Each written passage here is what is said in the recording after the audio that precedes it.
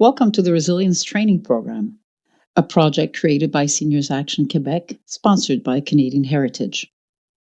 My name is Mirella Castricchini and I would like to share this program with you, and I hope that what you learn through this training will help you grow and develop your resilience skills.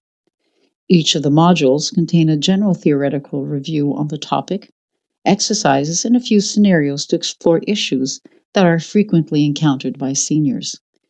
We also include a list of resources that are available in your community to address these issues. Finally, all references are listed at the end of this module, and we encourage you to explore those that interest you most. Before we begin, a little about our organization. Seniors Action Quebec is a nonprofit organization that works to maintain and enhance the vitality of English-speaking Quebec seniors. Its mission is to identify and address challenges and issues in order to promote a healthy and active lifestyle for English-speaking seniors. The goal of this program is to build a stronger, more vibrant English-speaking seniors network who will be better equipped to engage with the wider community. Its objectives is to provide a series of resilience skills trainings to English-speaking seniors that will build confidence, nurture self-advocacy, and promote community engagement. What is resilience?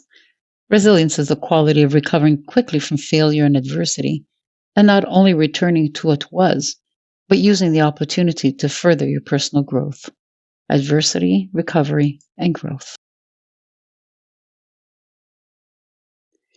This training program uses Dr. Kenneth Ginsberg's model of building resilience skills as a framework for our 6 modules. Dr. Ginsberg, child pediatrician and human development expert, proposes that there are 7 integral and interrelated components that make up being a resilient individual. The 7 C's are actually an adaptation of the 5 C's model of the Positive Youth Development Movement. The skills include competence, connection, character, confidence, contribution, coping, and control. The 5th module of the resilience program is social connection. Social connection plays a vital role in both building and enhancing resilience. The objectives of this module are to define social connectedness and how it builds resilience, and to provide a tool for seniors that aims to minimize isolation and promote social connectedness. And so we'd like to begin our module by asking you, how would you rate your social connections overall? What do you expect from your connections, and are you fulfilled with the quality of your relationships? What is social connection? Social connection can be understood as feeling a part of something larger than yourself, feeling close to another person or group, feeling welcomed and understood. There are 3 important parts to social connection: how often you connect with others, the support you get from their connections, and how you feel about your connections. Why develop and maintain social connection? Scientific evidence strongly suggests that social connection is a core psychological need, essential to feeling satisfied with your life. Abraham Maslow, an American psychologist who developed hierarchy of needs to explain human motivation, lists love and belongingness as an essential component to achieving self-actualization, or a state of personal fulfillment.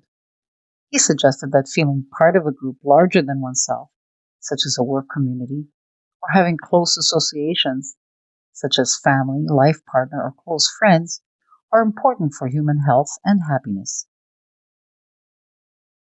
Social connections boost your resilience, as it is understood to be a protective factor.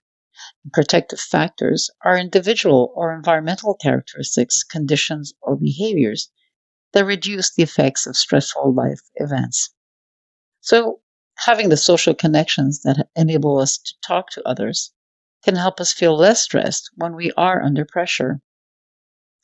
It combats loneliness and isolation, but even casual conversations feed into our sense of self and have a beneficial impact on our well-being. It means that your social interactions with those around you are generally supportive, that you feel accepted and respected. It creates a solid sense of security, all of which contribute to boosting one's resilience. The study of Brigham Young University examined 148 articles published on the effects of human interactions on health outcomes, and they reported that social connections with friends, family, neighbors, or colleagues improved the odds of survival by 50%. High social support and social integration are associated with the lowest relative odds of mortality compared to many other well-accepted risk factors for cardiovascular disease. And as read in another review by Holt, Lundstad, and colleagues, low social interaction was reported to be similar to smoking 15 cigarettes a day and to being an alcoholic, to be more harmful than not exercising, and to be twice as harmful as obesity. And the devastating effects of loneliness and social isolation have also been well researched. Where does social connection begin? How we begin to engage with others is often shaped by our familial, cultural, and generational roots.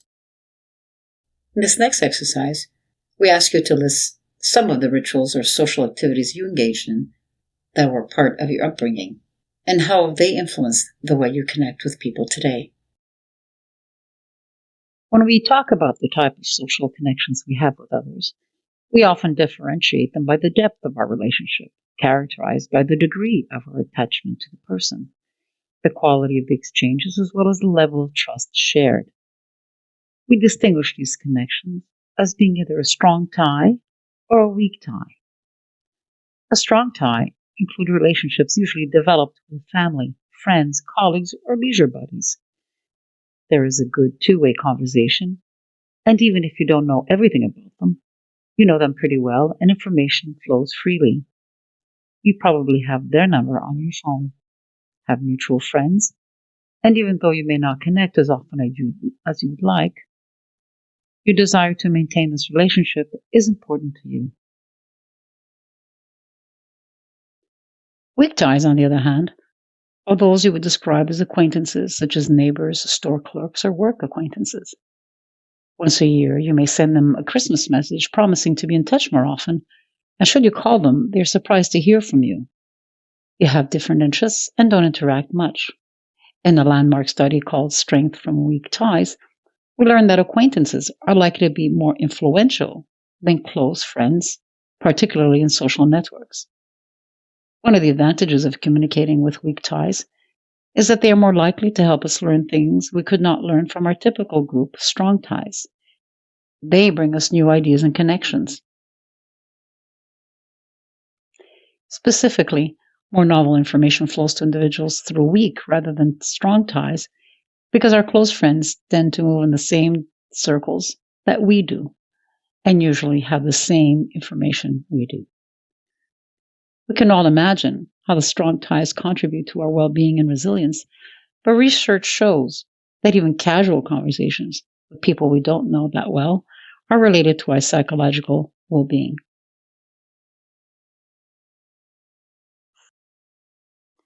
How about crowds? How important are they to social connections? This article, found in a local paper written during the restrictions of large gatherings due to the COVID-19 pandemic, touched upon the impact of such events and the experiences in large crowds and its role in social connections. Researchers on the subject went on to say that there is something special about being there with other people and being in the moment in a collective that is really important for our well-being. Such experiences may reduce depression, anxiety, and loneliness, providing meaning and promote happiness. And that whether singing at a concert with other fans or chanting prayers surrounded by other pilgrims or doing the wave during a ball game, these are all ways of making personal connections, and that the effects of participating in a large crowd event have shown to have positive, lingering effects. It also bolsters identity. Having a sense of connectedness with like-minded others is rewarding. The shared experience moves the me mindset to an us mindset, providing us with a sense of security, the feeling of I've got your back and you've got mine. And finally, being part of a crowd supplies novelty. Large group gatherings tend to make us feel like something special has happened. They add pizzazz to a normal life. How do I know if I'm really connecting to others? What does connecting feel like to you? Is the quality of your connection what you think it is? Connecting with others is a sense of being open and available to another person, just as you feel they are open and available to you. Consider the following questions to help you reflect on and assess the quality of your connection with others. You are in the moment. You are being yourself. You feel open, whether you feel good or not. You feel empathy and kindness for the other person. A sense of trust exists between you and the other person. Exercise 3. The Social Connectedness Scale Revised is a scale which assesses the degree to which one feels connected to others in their social environment. Once you've completed the scale, tabulate the score. A higher score indicates more connectedness to others. How do you fare? While not all relationships are equal, there may be those with whom we hope would deepen. The following exercise is intended to help you reflect on developing your relationships. Exercise 4. Developing your relationships. Think of a person or persons that you would like to develop a greater relationship with. What would you like from others to help you feel more connected? Who have you been intending on calling or meeting but have not? What type of relationship is it? And what does this person mean to you? How important is it to you that you maintain this relationship?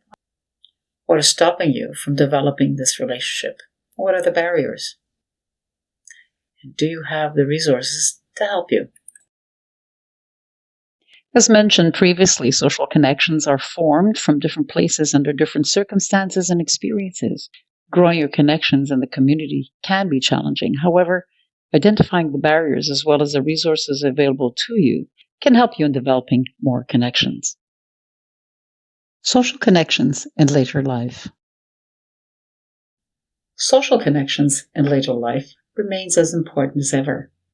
It is found that while declines in physical, sensory, and cognitive function are common with advancing age, social functioning remains malleable and responsive to intervention throughout life.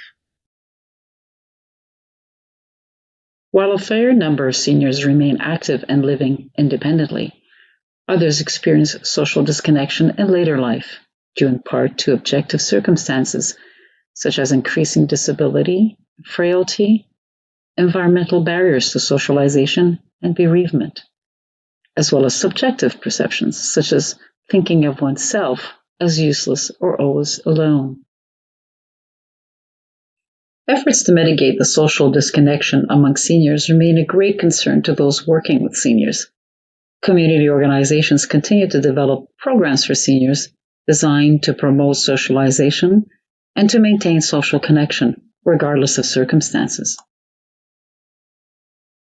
However, making simple recommendations about possible new ways to connect with others may work for some older adults, but likely not to work for many. As mentioned previously, learning to engage with others is often shaped by our familial, cultural, and generational roots. For many, the idea of being intentional about social connection is foreign. There are many emotional barriers to changing our social behavior that make it easier to just remain isolated. In the next part of this module, we will be looking at a special tool developed to address the social isolation imposed by the global pandemic. It is called the Connection Plan. The Connection Plan. The Connection Plan is a project developed by 8 clinicians at the University of Rochester. They developed a tool over their concern over social distancing and isolation imposed by COVID-19. Working on what they already knew about social connectedness in older adults, they created a tool to help their clients to stay connected and promote their social, mental, and physical health during social distancing restrictions. This tool is adaptable to all settings and relatively easy to use by clinicians, community workers, as well as all of those who want strategies to cope with the isolation created by circumstances beyond their control. The connection plan is developed in 4 steps. First, by completing a 17-item questionnaire, then having a one on one interview or discussion with the individual, finding alternative ways to approach the problem, and finally, working on a personalized connection plan aimed to lessen the distress and help manage the isolation.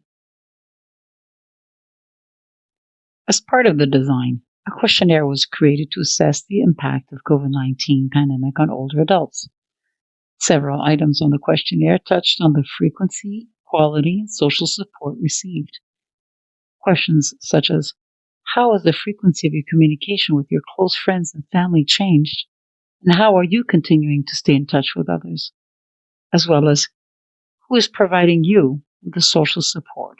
Or how much difficulty do you have to obtain the food you need or the medicine or medical care? Once the questionnaire is completed, a follow-up interview with the social or community worker is conducted in order to get a better understanding of what the individual is experiencing and what are the barriers that are causing the distress. Following the questionnaire, the worker then introduces the concept of cognitive behavior model of social connectedness. The model shows how our thoughts impact our emotional experience, and the actions we take are influenced by our thoughts and emotional reactions, and in turn, the physical responses that result from them. One of the ways to help seniors to understand this concept was through a matching exercise, used to demonstrate how different interpretations of being alone in one's home due to social distancing can be associated with different thoughts and therefore different emotional reactions. Some of the questions that were asked during the interview included, what are you preoccupied at this moment? And what is your self-talk? What are the feelings, emotions that you're experiencing because of those thoughts? And what does that mean for you? The responses given, as shown here, included, what if I get sick and there's no one to help me? Being matched with the emotion of fear. Or, I will burden my son, showing guilt as an emotional reaction, or no one cares about me, is matched with sadness. The hope was not only to make the connections, but that it would also show that just as we create our own thoughts and self-talk, we have the power to talk back to our thoughts and have control over our emotional responses. The physical responses to the isolation were not included here. However, it is equally important to identify how the response to isolation manifests itself. For example, having anxiety, sweaty palms, heart racing at the thought of being shut in. Case study Mr. X. The following case study is an exchange between a clinician and a senior who is isolated due to the restrictions imposed during the global pandemic. The example serves to demonstrate how the connection plan is developed by first using the cognitive behavior model of social connectedness to explore the factors hindering socialization, and then identifying actions that can be implemented to alleviate the isolation. Case study Mr. X. Mr. X is a 74-year-old widowed man who lives alone in an apartment. He finds it difficult to get around physically due to a past hip fracture and cannot drive himself because of deterioration in his vision. The only people with whom he has regular contact are fellow congregants at his church, which is several miles away, and a neighbor in the apartment downstairs who has 2 children whom Mr. X enjoys playing with from time to time. Mr. X is not in contact with any of his family, as he has had a falling out with his siblings years ago. Mr. X usually takes an Uber or taxi to church twice a week for services and Bible study. Since the outbreak of COVID-19, Mr. X's church is no longer a gathering place, opting instead to post video services. Mr. X is unable to take public transportation or Uber or taxi anywhere, as he is concerned about catching the virus. Finally, because of the disruption in his neighbor's schedule caused by school closures, working from home, and social distancing recommendations, Mr. X's neighbor is having difficulty finding time and ways to visit safely. Mr. X reports feeling lonely and isolated, and is worried he is becoming depressed. Because he feels he has little to do throughout the week, he reports having difficulty distracting himself from negative thoughts and frustration. As a clinician, the goal of the assessment is to determine what is causing Mr. X's feelings of loneliness and isolation, what he values socially, what barriers exist that make it difficult for him to find new ways to connect. During the assessment, the clinician working with Mr. X asks what he enjoys most about his time at church and with his neighbors, and what has changed since the outbreak. From this, the clinician learned that Mr. X and his wife were never able to have children, which they both regretted, and spending time with his neighbor's children brought him joy. With COVID-19, he thinks he's being forgotten by his neighbors, and that he really never mattered to them anyway. He also values feeling like a part of a community and having a sense of purpose at his church, where he frequently volunteers as an usher. He reports feeling useless when he is stuck in his apartment without being able to serve his church. He reports feeling anxious about how long the situation will last, and states that he sometimes worries that the stress is too much for him when he starts feeling sweaty and his heart begins to race. When asked what he sees as the most difficult barrier to staying connected socially, Mr. X reported 1. The lack of transportation, 2.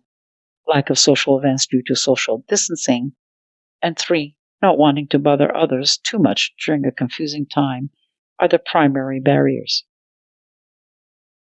Mr. X's clinician uses the cognitive behavioral model to conceptualize Mr. X's case. She identifies the ways in which Mr. X currently appears to be engaging in negative thinking or self-talk, ways in which Mr. X might benefit from physical changes, and areas in which Mr. X might be able to change his actions to increase social connectedness.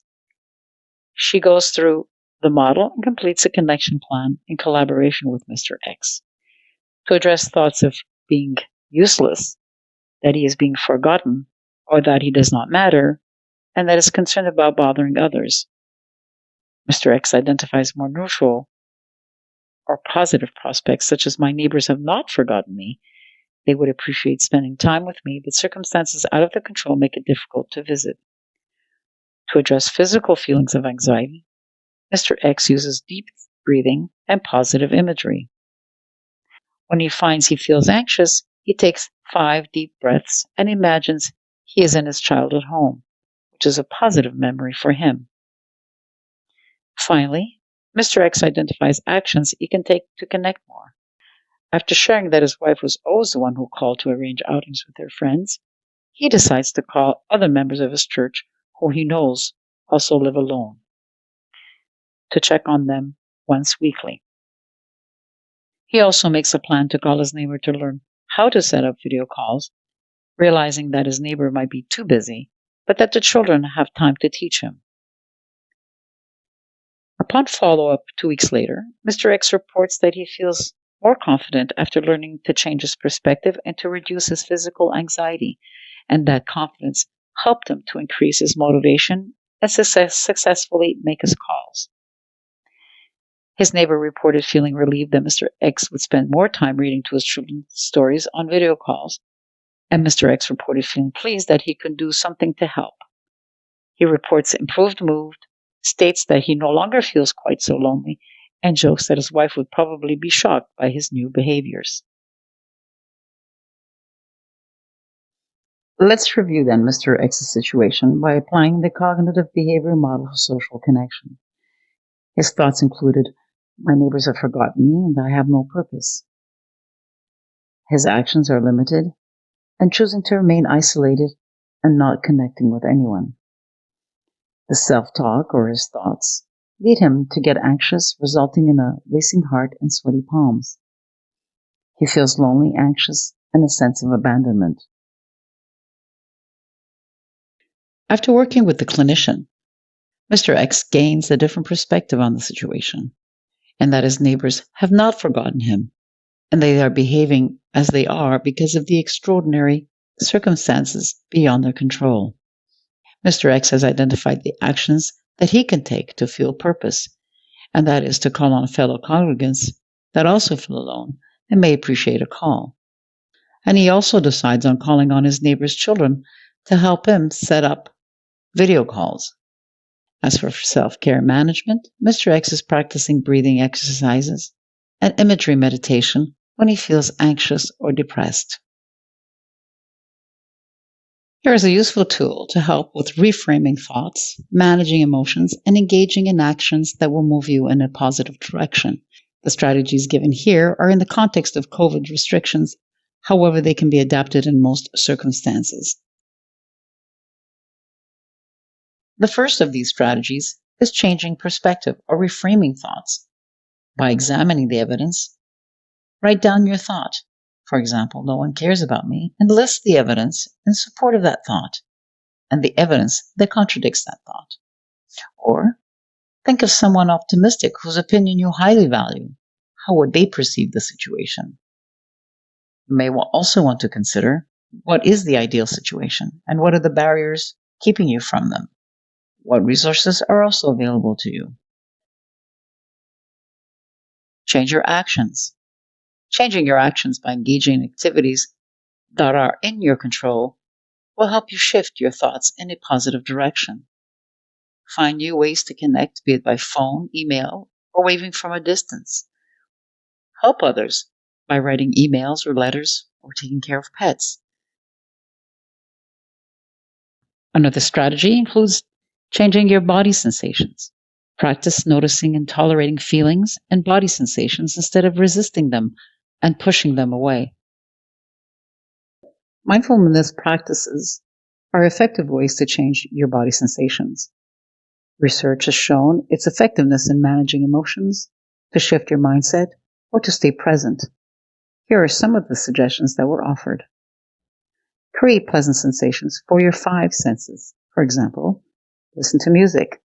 Surround yourself in good smells by lighting a scented candle or bake a favorite dish.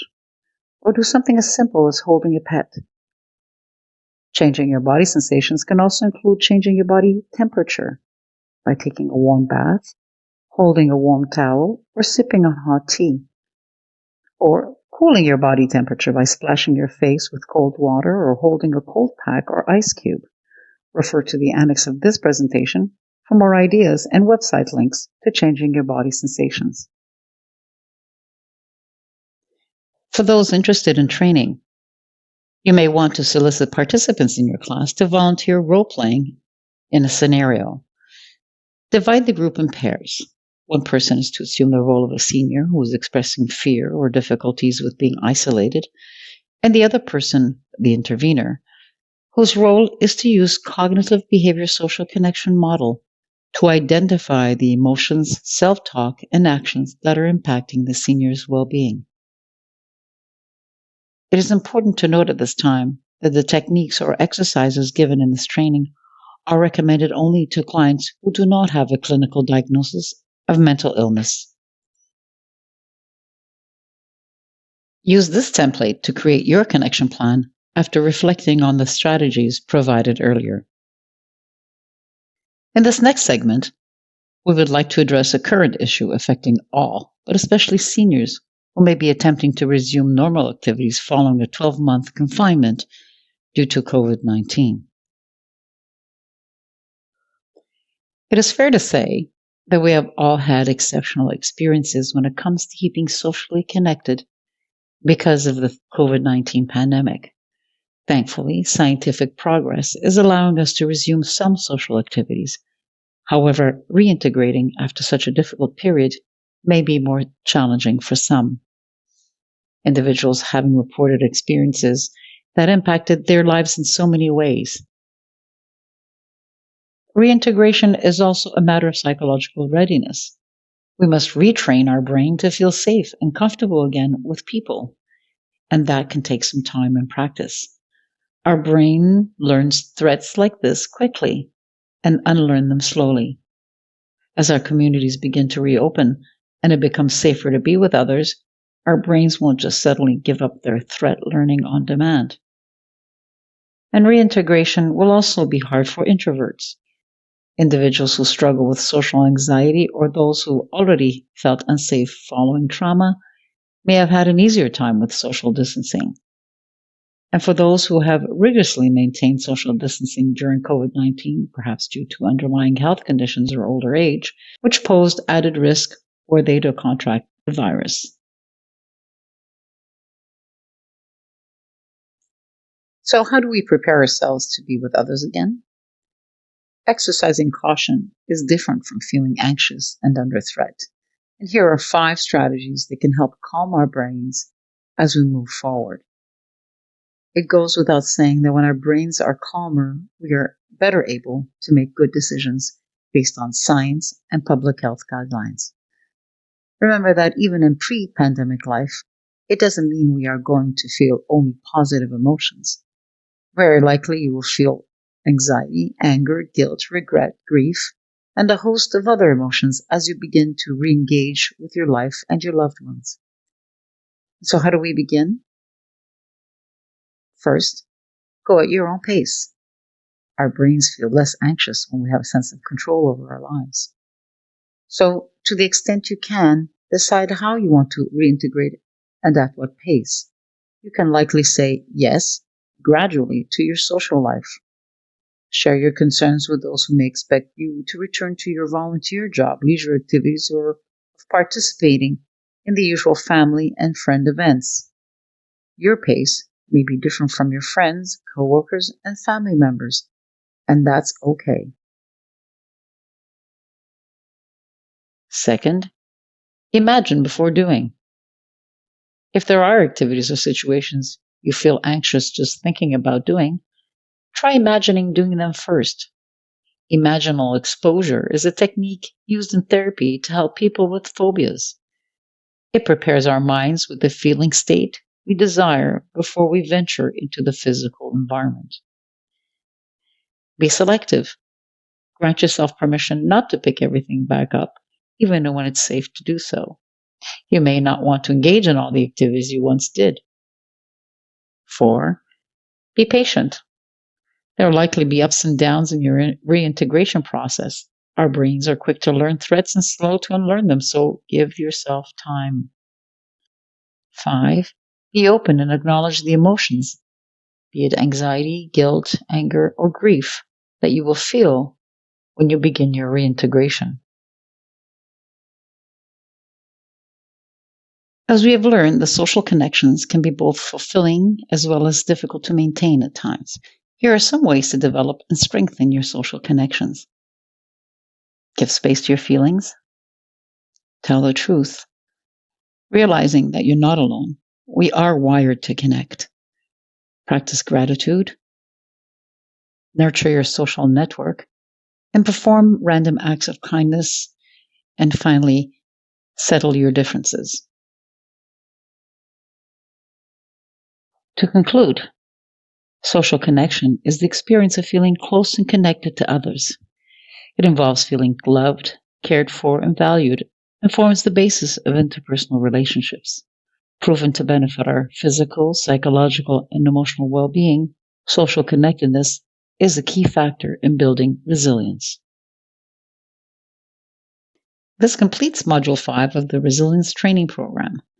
Refer to the following slides for organizations that may be available in your area, or contact your local CLSC for any services that you may be eligible for.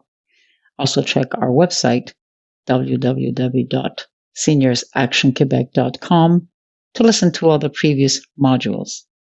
Thank you. If you are interested in becoming a trainer, please contact Seniors Action Quebec at 438-386-1944 or write us at info@seniorsactionquebec.ca.